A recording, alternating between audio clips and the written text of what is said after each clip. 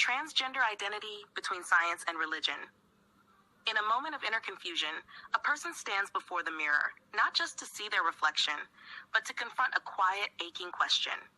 Am I what I see, or am I something else entirely? This is where the journey begins. The journey into the world of transgender identity. A world that has become the talk of media outlets, a battlefield of ideologies, a tug of war between calls for freedom, the voice of religion, medical debates, and psychological marketing. But before we judge and before we side with any voice, let us draw closer to the picture. Let us listen, not to blindly believe, but to understand.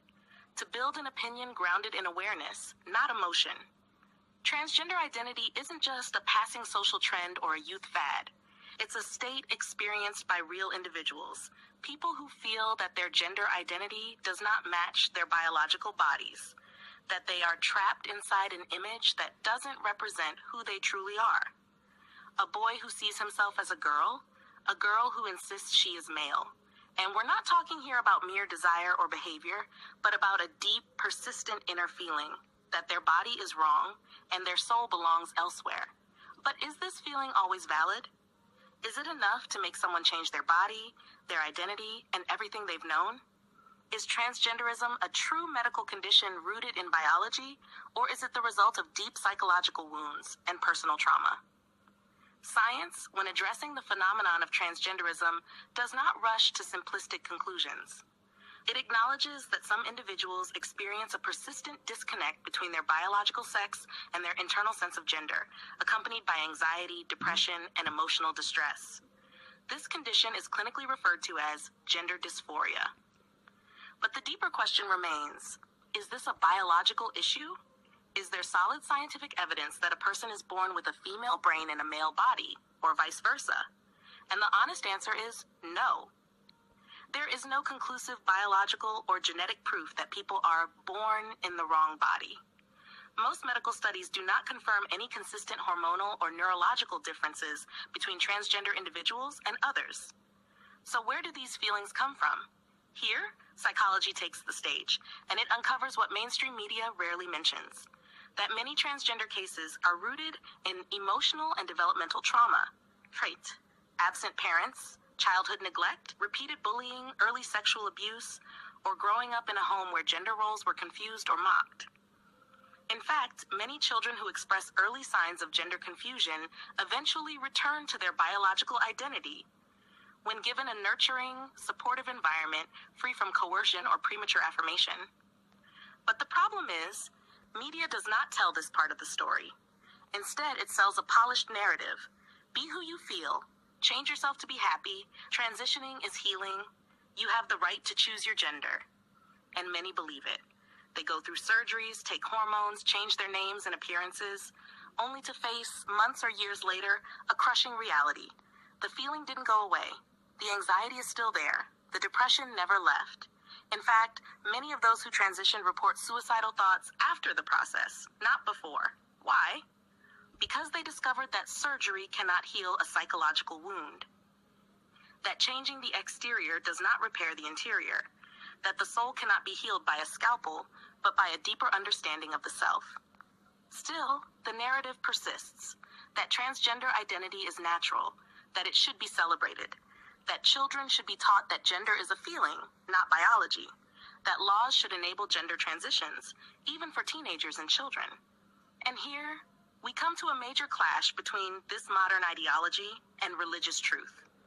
Religion, of any origin, is not based on shifting emotions, but on deep foundational truths.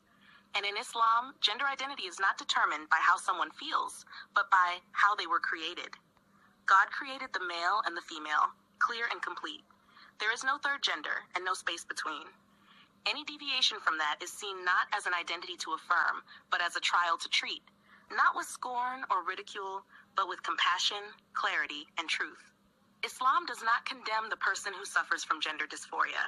It extends mercy, understanding, and a path to healing. But it also draws a clear line. Changing one's gender is prohibited. It is a rejection of God's creation, a rebellion against natural design, and an escape from the root of the problem. The Prophet Muhammad, peace be upon him, explicitly forbade men from imitating women and women from imitating men. This wasn't a punishment, it was a protection for the individual from being pulled into an identity crisis that may harm them more than it helps.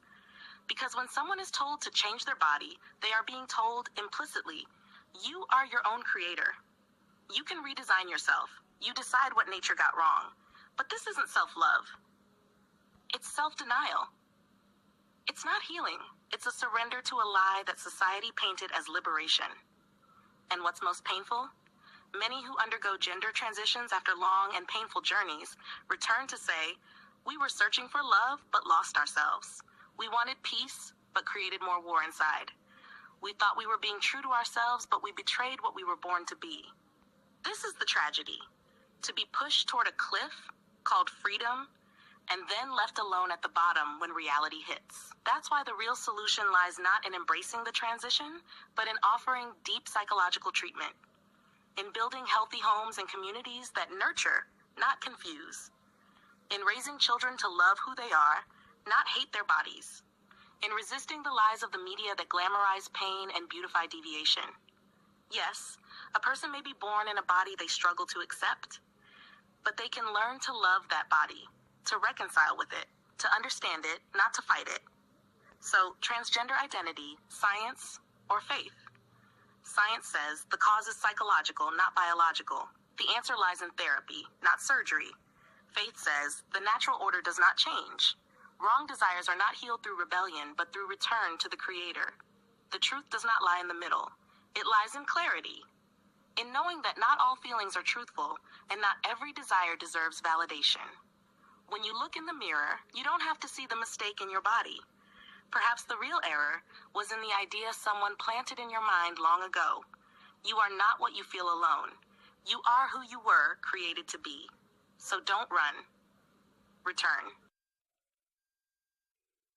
If you enjoyed the video, don't forget to like, share it with your friends, leave a comment, and subscribe to the channel to get our latest videos.